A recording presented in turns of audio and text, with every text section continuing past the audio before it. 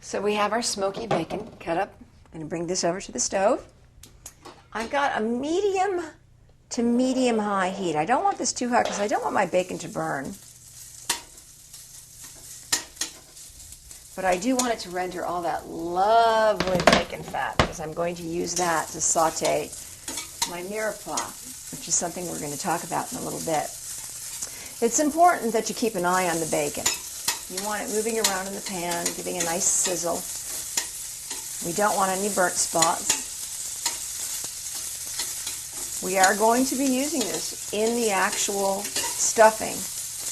It's going to combine such a nice smoky, salty flavor with some of the fruits that I'm going to be putting in the stuffing as well, that the tongue is going to have a wonderful experience, along with the great, great wild rice. So you can hear now, I'm going to turn my flame down just a little bit. I don't want this to burn. But you can start to hear that it's sizzling nicely. And I want it nice and crunchy.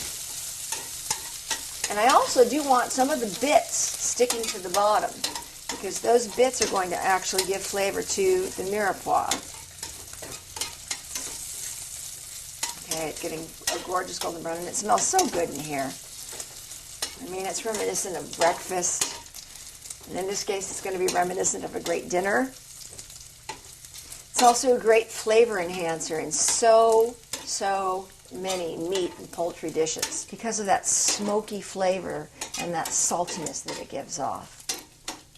So we're getting really close here. I'm going to turn my heat off.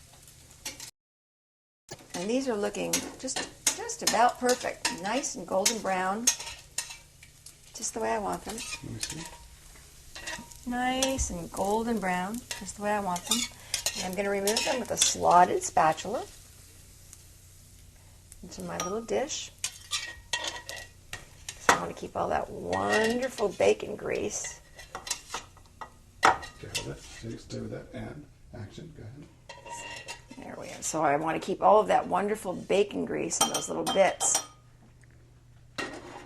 for our next portion, which is going to be our mirepoix.